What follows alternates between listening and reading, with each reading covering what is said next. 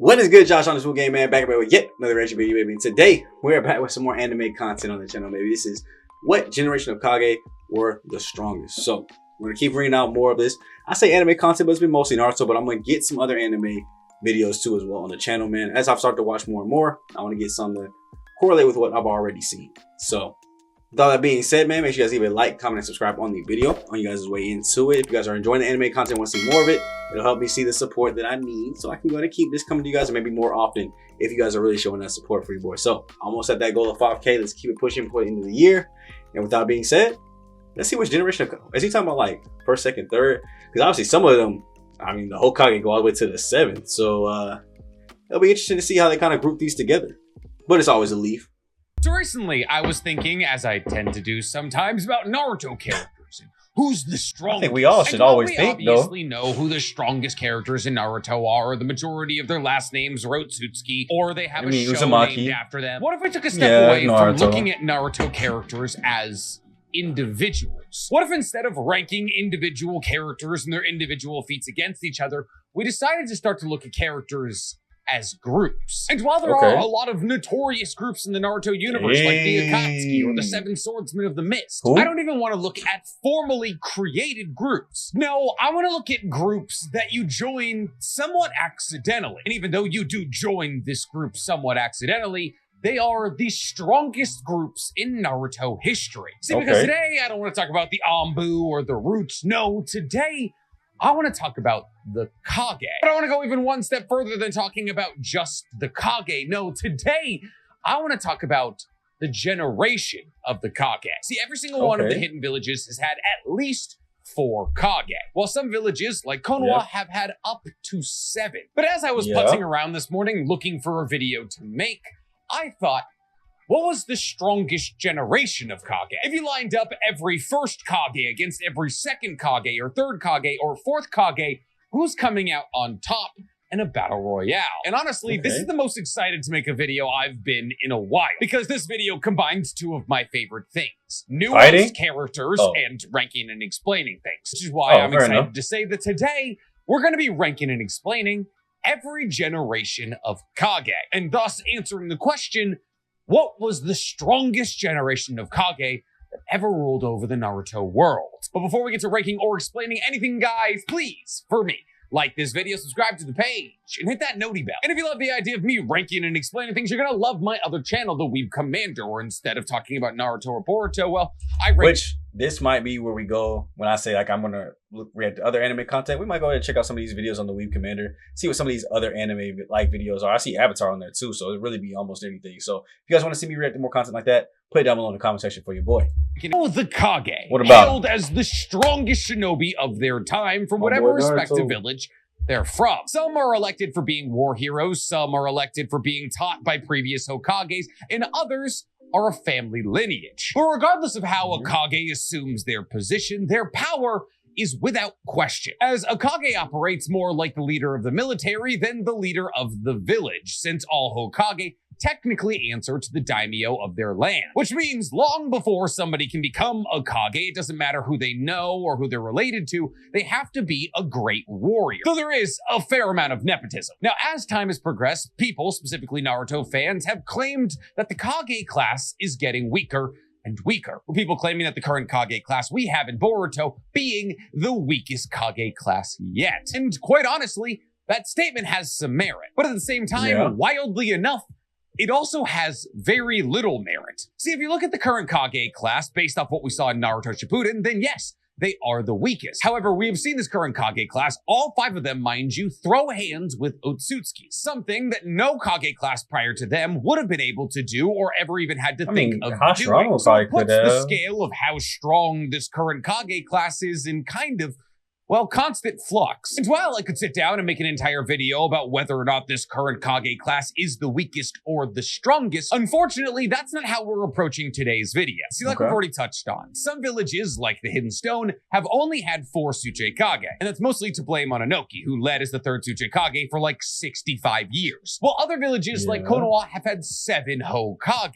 Mostly because a lot of their Hokage rule for about 10 years and then either die or dip out. So when you're sitting down and making a video ranking and explaining the generations of Hokage, How do you do it? Well, if I were to take the current Boruto generation as one generation, what do I consider the last generation? The generation that fought in the 5th Great Shinobi World War? There's a lot of overlap there. And what do I consider the generation prior to the 4th Great Shinobi World War, when Rasa switched out with Gaara? Going about it that way is sloppy at best. So I figured that the best way to approach a ranking and explaining video when talking about the generation of Kage is to take them as the number they served. That is to say, consider all of the first Kage, and the second Kage, and the third Kages, and the fourth Kages. Now, for the first 4 generations, this makes a lot of sense, because 4 is our limiting number of Kages. God damn you, Inoki. But generations 5 through 7 pose kind of a small logistical problem, as there's only 4 5th Kages, 2 6th Kages, and 1 7th Kage. But I still think this is the best way to go about it. And Loki, that 1 7th Kage is still stronger than all the others. It is truly unfortunate for our 7th seed in this list, the 6th generation of Kages. See, our 6th generation of Kages only has 2 Kages. That would be Chojuro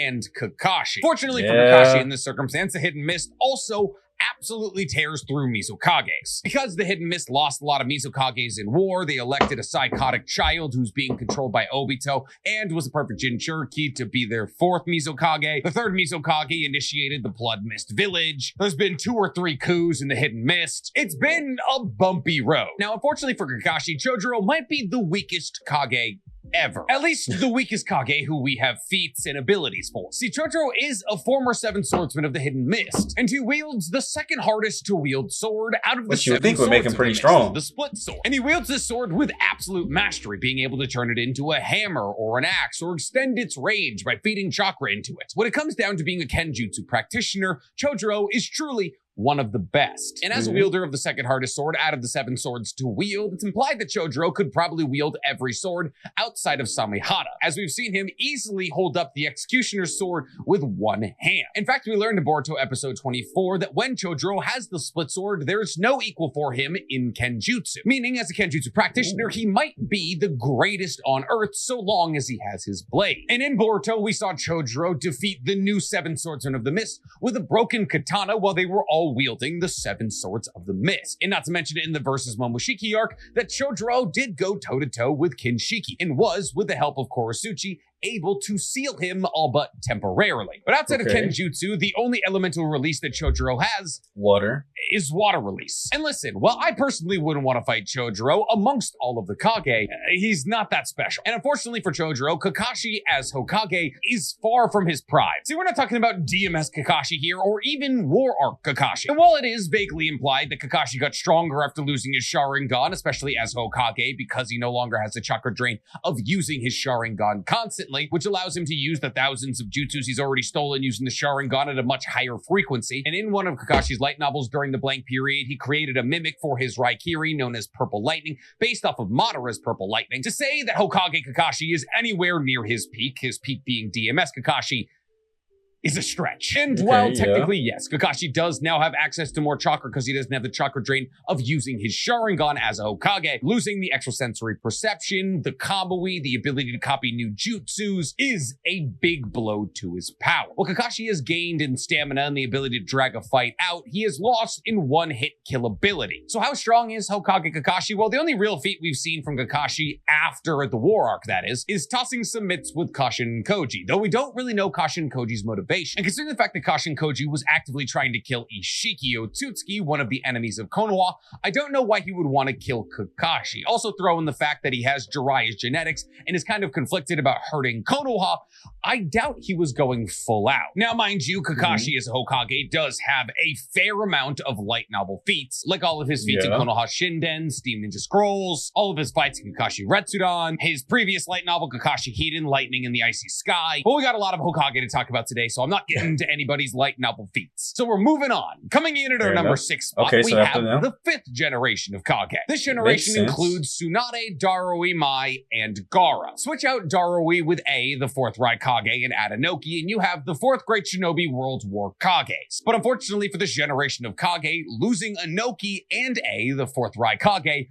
is a massive blow. Darui Oh, is yeah, I guess if you inarguably compare it to weaker than them. the 4th Raikage. And while Inoki might have been Inoki, in though? his 80s in the 4th Great Shinobi World War, Yeah, he but was old. absolutely holding it down for the Kage. His dust release in Earth style saved the day more than once. But obviously this team does have some heavy hitters. We have Tsunade, a wielder of the 100 Heel Seal, one of the greatest medical ninjutsu specialists in all of Naruto's history. A woman who reinvented ninja teams and massively skyrocketed Konoha's ninja efficiency. She is so strong, she was able to crack Madara Susanoo's ribcage with just a kick. Her healing prowess is so legendary that even while bisected, she was able to bring her body back together through the power of her summon, Lady Katsuya. Without her, every single one of the Kage serving during the 4th Great Shinobi World War would have died at the hands of Madara. Darui is the sole inheritor of Black Lightning from the 3rd Raikage. Tie this into the fact that he's also able to use the Kage Genkai Gale release, which is a combination of water and lightning release. And you have one of the most competent and impressive lightning users in all of Naruto. That's why I said he's pretty strong still. Kenjutsu user to boot, who also, just like Chojuro, went toe-to-toe with the likes of Kinshiki. Speaking of Keke Genkai, Mei, or Mai, whatever it is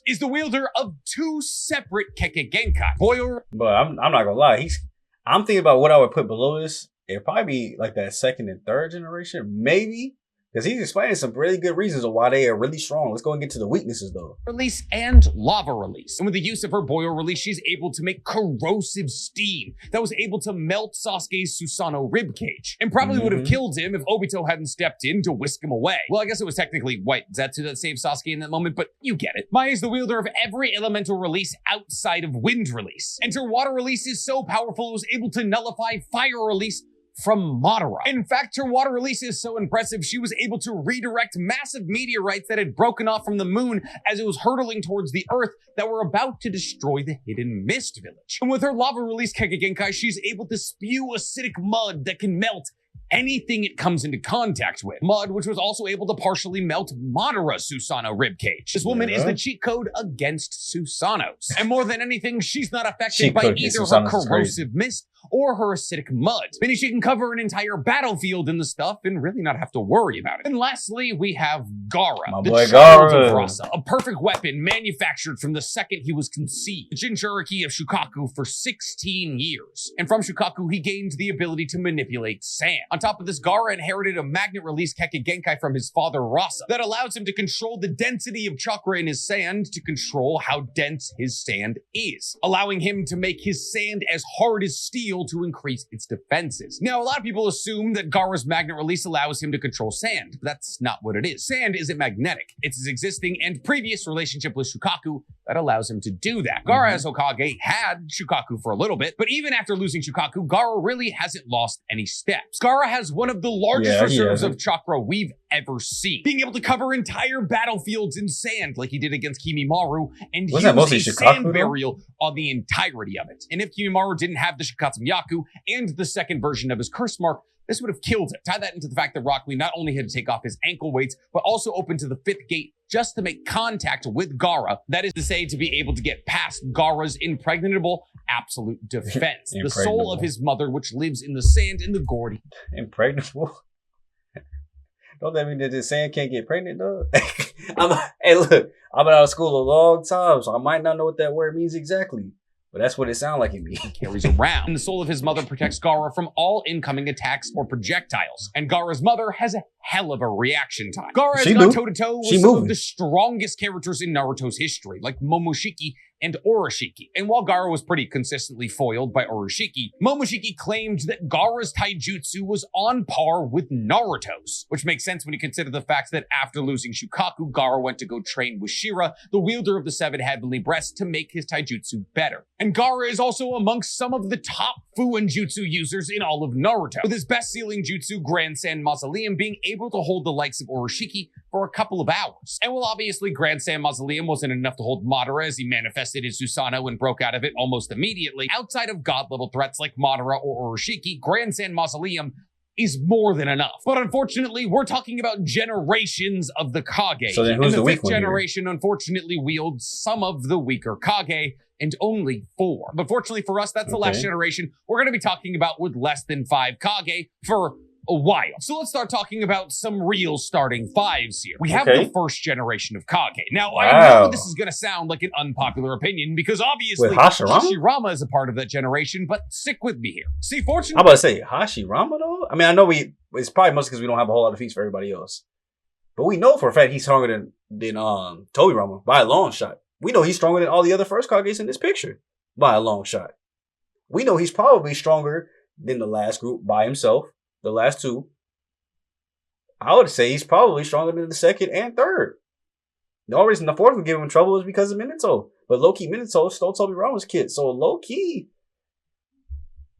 I probably would have put the second in this position. That's just me though. Let me know down below. Do you guys for us, agree? we know the name of every single one of the first Kages in their own respective villages. It was Ichikawa, the first Tsuchikage, Hashirama, the first Hokage, Redo, the first Kazekage, A, the first Raikage, and Byakuren, the first That boy Mizukage. look crazy Now, as hell. obviously, every single one of these Kage were strong enough to grab up all of the clans in their lands and make a hidden mist village, which means at that respective time, they were the strongest people in their lands. And that's great for every single one of them. But that's also the case for every Kage in history. Well, obviously, all of the Kage who are strong enough to bring together all of these nomadic tribes and make a hidden mist village deserve a pat on the back. Being the strongest in the land of fire, or the land of lightning, or the land of wind is kind of a necessity to be a Kage at all. And obviously, this generation does have Hashirama, one of the strongest Kages, point blank, period. Unfortunately, he's the only person we have any semblance of feats. That's what I thought. Obviously, we know that Since nobody Redo, the has first some Kazekage, feats. was strong enough to be able to capture Shukaku. But we also don't know whether or not he had help capturing Shukaku. We just know that the Hidden Sand Village was able to capture Shukaku. On top of that, we don't know if Redo was a part of the Kazekage clan. While he kind of looks like Okay. Rasa, Shimon, the second Kazekage, looks nothing like him. All we know, like Yeah. most Kazekages, is that he was assassinated, most likely for his unwillingness to participate with the other villages and come together in an era of peace. And quite honestly, not to throw shade at JFK here, but if you're weak enough to be assassinated, I don't think you're the strongest person in your land.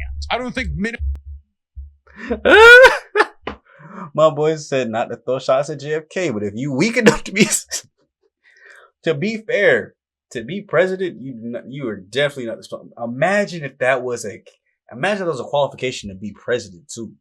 You had to be the strongest person in the U.S. I don't even know if I want that.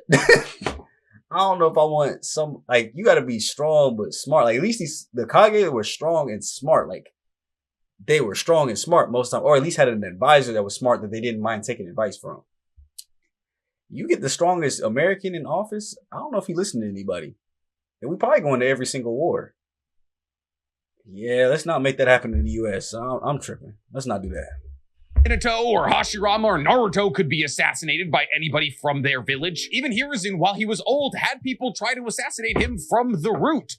And he was fine. So while obviously, yes, we have Hashirama in this generation who's a perfect sage. He can wield wood release at the highest level possible. He can pull off things like Nativity, World of Trees, that can grow an entire forest in seconds. And these trees can release a toxic gas that can either put you to sleep or kill you if you inhale too much. Meaning that Hashirama had the ability to wipe out entire battlefields in mere seconds. He had the ability to use his Sage Art True Thousand Hands variable Kanon, which was able to go up against a majestic entire Susanoo that Madara was riding in win handedly. His god deity gates were so strong that a nerfed version of him in his Edo Tensei form was able to hold down the Ten Tails and even Jubito for a little while. He is the second strongest Hokage ever. And even if you do land a hit on him, he's probably just going to be able to regenerate from it immediately. However, fortunately, the first generation is the only generation where we basically don't know anything. Which brings us to our number 4 spot, the second generation. See, I've come out and said that the second generation of Kage might be the strongest generation out there before. And that's because everybody amongst the second generation of Kage were I must be certified badasses, who all pretty much got brought back during the Second Great Shinobi World War. See, the second generation of Kage were Tobirama, Mu,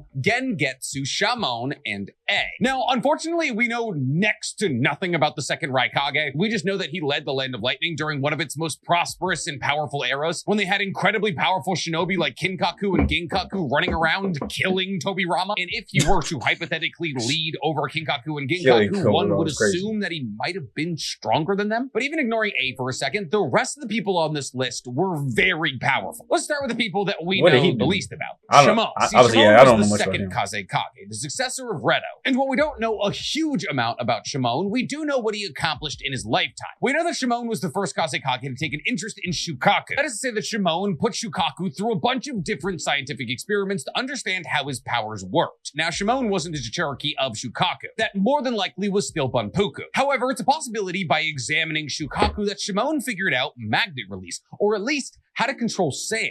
And therefore, it's a possibility in kind of my headcanon that Shimon was the first amongst the Kage Kage to use magnet release. However, Shimon goes one step beyond this, because Shimon was also stated to be the person who weaponized puppets for the Hidden Sand. See, Shimon, with the help of Granny Chiyo, weaponized puppets that were used for entertainment in the Hidden Sand. And because of this, he guaranteed that less Hidden Sand shinobi would be killed in combat. However, if he was instrumental in weaponizing these puppets for war efforts, it's not crazy to assume that he was probably pretty good with them as well. So out of Shimon, we have a relatively talented puppet user and a possible magnet release user. Though he, just like Redo, was also assassinated. So really, we can't give him that much credit. Let's get to the Kages we do know. First up, let's talk about Gengetsu, the second Mizukage. See, Gengetsu was a member of the Hozuki clan, the same clan that Suigetsu and Mangetsu come from. And as a member of the Hozuki clan, he had the hydrification hidden jutsu, the ability to turn his body entirely into water, making him all but invincible when it comes to physical attacks. And also, as a wielder of the hydrification technique, it also meant he was able to fire off incredibly deadly water bullet techniques from his fingers. He's also capable of summoning a giant clam that disperses mist that induces genjutsu. And even when he was brought back in the 4th Great Shinobi World War and was telling people how to defeat him, he was able to take on entire squadrons of high-level Joni. Ironically, though, he was just as powerful as the person who was brought back right alongside him.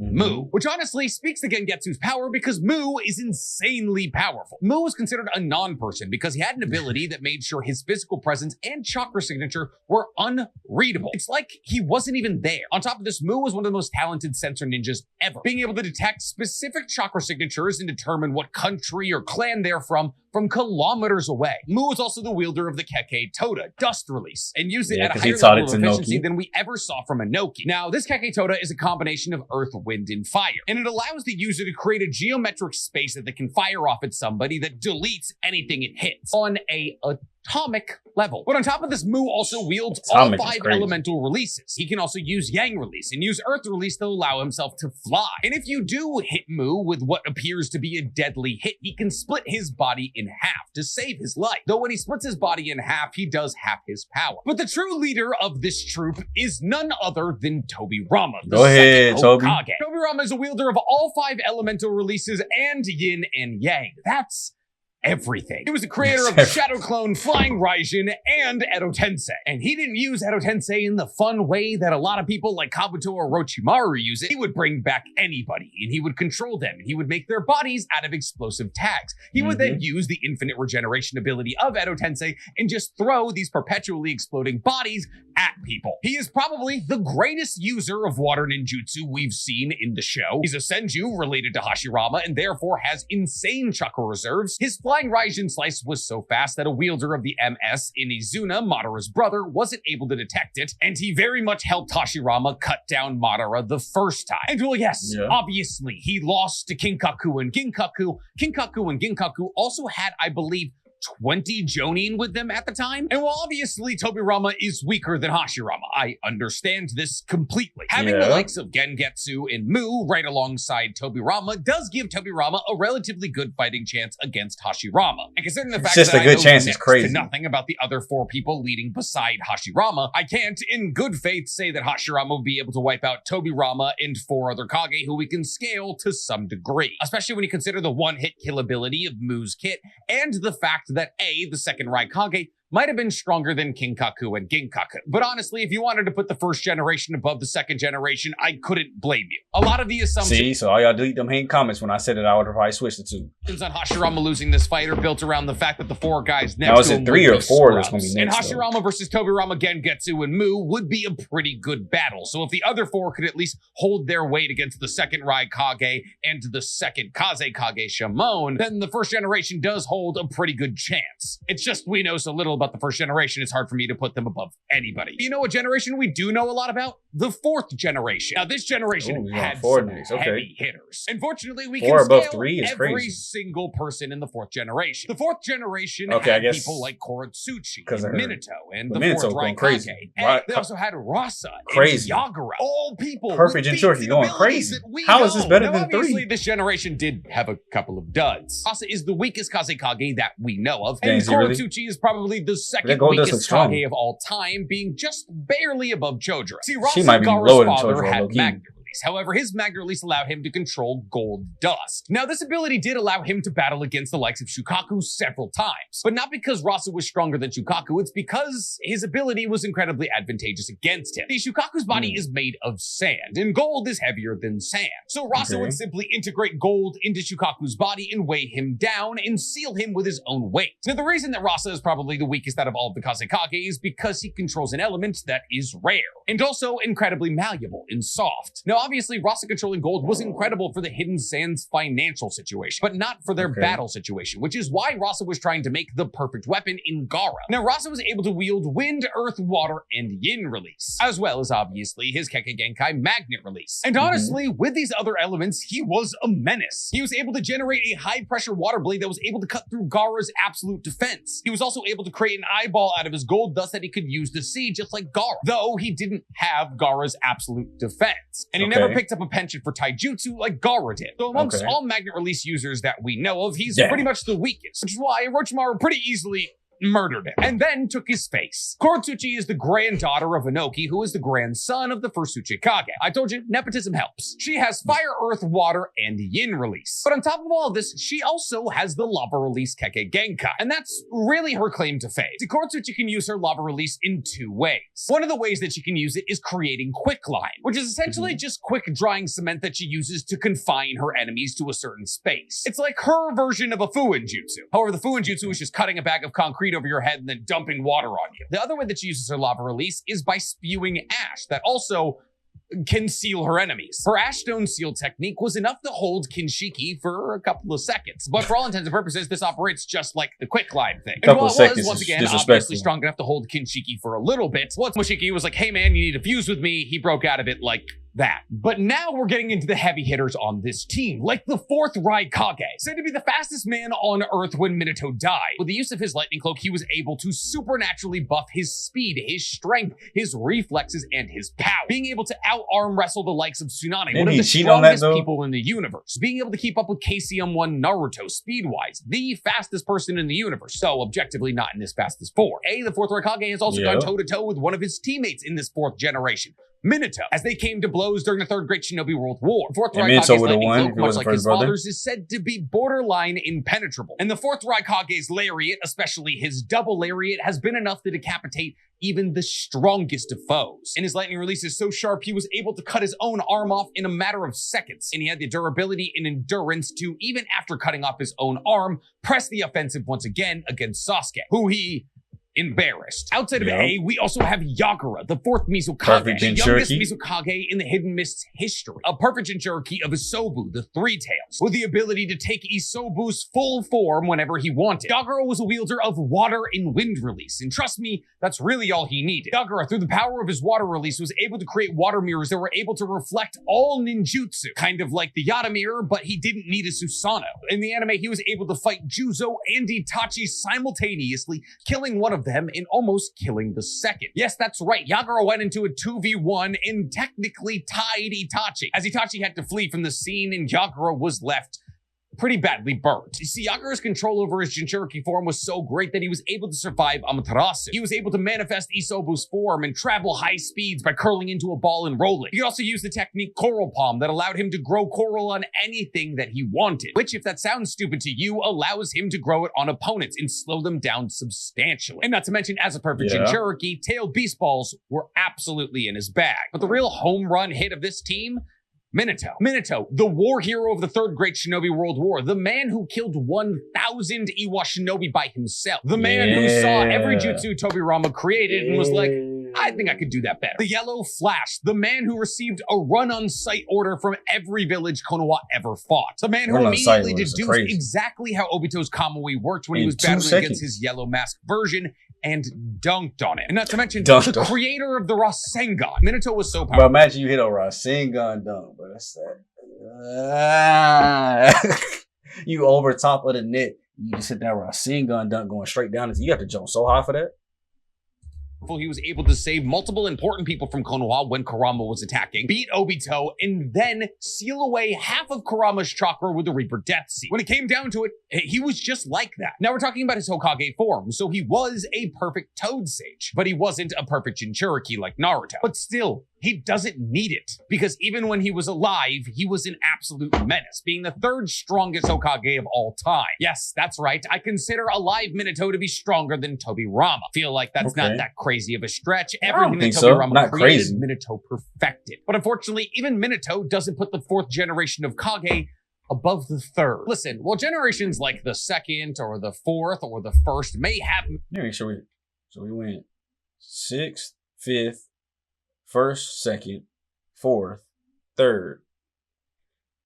We only got one more left, and after that, heavy hitters like Minato, Tobirama, and Hashirama. The third generations just got consistency, baby. They're like the early 2010s Spurs. They're just we don't want to be down back in fundamentals. We want to be Lakers, though. The third generation of Kage had Hiruzen, the third Kazekage, who doesn't have a name. The third Mizukage, who also doesn't have a name. Inoki, and the third Raikage. Why do we have two people with no names? Now, 4 out of those 5 characters we know a fair amount about. The only one we don't know anything about is the third Mizukage. All we know about him is he was maniacal, insane, and basically the reason that the Blood Mist Village was created. But everybody else on this list are legitimate heavy hitters. Now, we don't know exactly how strong Prime Hiruzen was. He was called the Professor. He was said to have mastered every single jutsu of the leaf. And as a 70-year-old man, he fought against Tobirama, Hashirama, and Orochimaru simultaneously. And while obviously Orochimaru hadn't mastered Edo Tensei yet, Hashirama could still very much use wood release, and Tobirama could still very much use water release. Now, was Tobirama flying around using Flying Raijin?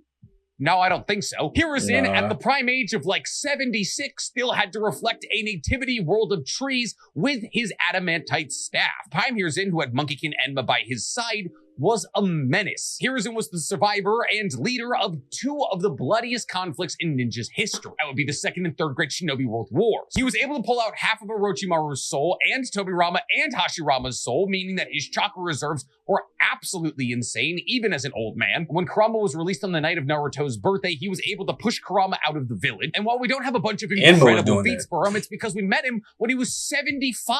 Hiruzen in the early days of Naruto was hailed as the strongest Hokage ever. And while a lot of people now believe that that claim was made because he was the longest tenured Hokage in existence, and all of the other Hokage died relatively young, simply having that thrown out about you says that you are a menace, which makes sense when you consider that he could use all 7 elemental releases and had the strongest summon in Naruto's history. Outside of Hiruzen, however, we have the third Kazekage, who was also said to be the strongest Kazekage in history until Gaara came around. See, the third Kazekage could also wield magnet release. However, unlike Gaara or Rasa, the third Kazekage used iron sand, which meant that his magnet release in the sand that he controlled was not only heavier than regular sand, which made him a good counter for things like Shukaku, but also meant that he could essentially build iron walls, which is what Shinki, Gaara's adopted son, now has the ability to do. It's stated that this version of magnet release is the highest level of magnet release. And while obviously the third Kazekage did die to Sasori, we don't actually know how that battle went down. It could have been an assassination. What we do know, though, is that the third Kazekage is at least the 2nd strongest Kazekage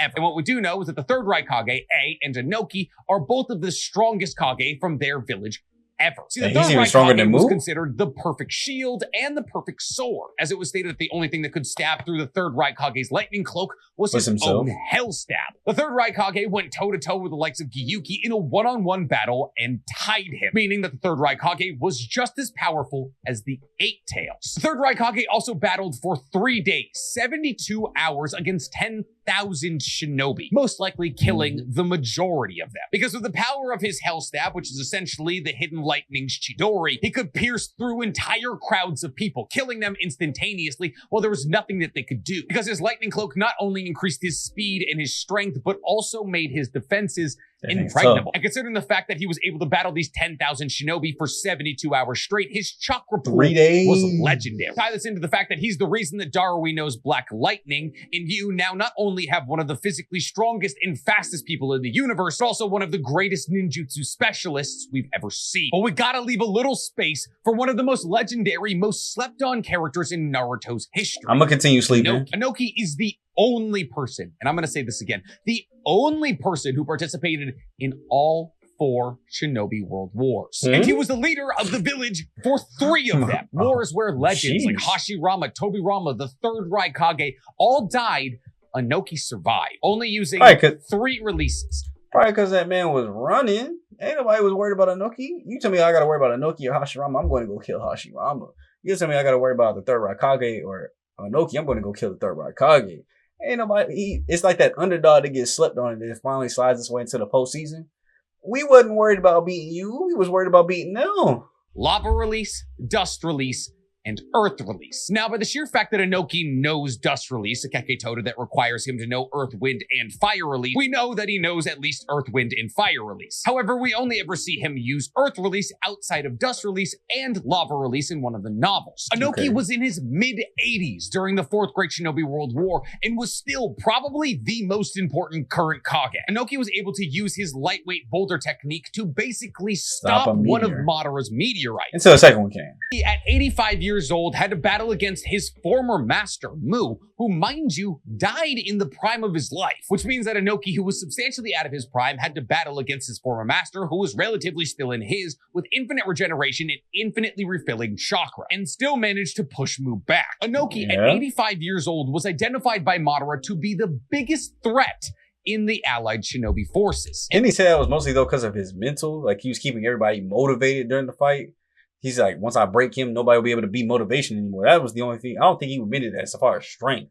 Like, I don't think he was going that far. I just think it was his mental. At 85 years old, he wiped out 5 of Madara's Susanoo-clad shadow clones with his Keketoda. It's said that in his prime, with the power of his dust release, he could wipe out entire islands. But he was also so fast with his dust release, he was able to defend his village from a meteor shower with it. But dust release isn't the only thing in Inoki's bag. Inoki is also able to equip himself with massive rock gauntlets, or create rock golems to fight alongside him. He also has gravity manipulation, as he can increase or decrease an object's weight, which is how he's able to fly and how he was able to stop Madara's meteor. Inoki and Hiruzen fighting side by side in the primes of their life would be terrifying. Not to mention you throw in the third Raikage, who's capable of fighting against 10,000 men simultaneously, and the third Kage, the wielder of the Iron Sand technique. It's the a pretty team may tough not have one. any traditional heavy hitters It's as a you pretty might tough perceive it, but that team working together would be insane. But unfortunately, not as insane as our number.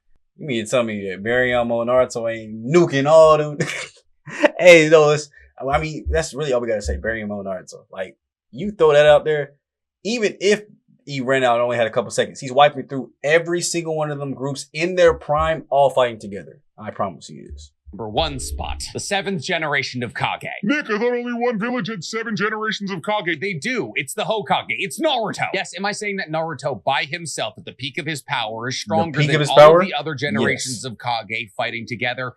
Yes. I am, unfortunately. I'm not even saying unfortunately. Hypotheticals in the Naruto world is Naruto versus the 6 other Hokage. And quite honestly, people are split on who would win. Naruto in Baryon mode has planetary level defense. He's massively faster than nobody light, touching and he that. has very Nobody's easily touching him. city level attacks. Even the entirety of the 3rd generation of Kage working together in the primes of their lives wouldn't last very long. None of these generations would last very long against Naruto. Naruto, through the power of Baryon mode, was able to embarrass the strongest opponent we've ever seen in Naruto's history, Ishiki. And while obviously this mode only lasted about 2 minutes, every single time he came into contact with Ishiki, he shortened his life. But Ishiki had the durability to take these punches in the first place. Nobody we've listed on this list thus far has the durability to take a punch from Baryon mode Naruto. The only people who stand a chance against Baryon mode Naruto are those who have instant transmission, so they can just fly away until Baryon mode ends. But Naruto wouldn't even really need Baryon mode for the majority of these battles. The only person on this list who gives KCM to Naruto a run for his money is Hashirama. And even then, I would estimate that Naruto is 2 to 3 times stronger than the strongest form of Hashirama. Now, if Hashirama Hashirama's getting a significant amount of help from the 4 other Kage we know nothing about, and maybe, just maybe, they would be able to beat KCM2 Naruto. But KCM2 Naruto as an adult is substantially stronger than Jubito, and Jubito wasn't even able to be held down through the god deity gates. Now, albeit this was a weakened version of Hashirama, but still, let's be real, the show is named Naruto. He's winning, which is aggravating because it would be just so much more interesting if one of the other generations was stronger. I had high hopes for the 3rd generation. That's it. Every single generation of...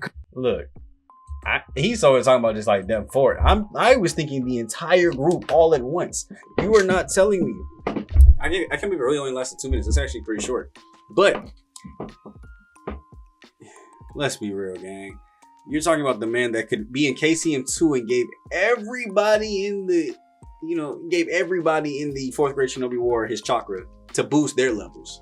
You mean to tell me he couldn't make a shadow clone and just go one-on-one with every single one of them Kages in KCM2 and whoop them? Come on now, bro. He's making he's doing what Mara did. He's just not gonna make 5 for each person. He's gonna make one shadow clone go one-on-one with you with his KCM2 club, and it's not even gonna be close. And don't even let him get like the Sage of 6 pass power back, to where he can move the 3-headed 6-arm Kurama. It's really over for everybody in just one body. Like he's hitting one giant Rasengan, destroying the entire earth. And unless it was Minato and Tobirama who just flying Rajin away, and he probably grabbed his brother, so Hashirama's gone. And now when they come back, it's just gonna be Naruto, Baryon mode, and getting active.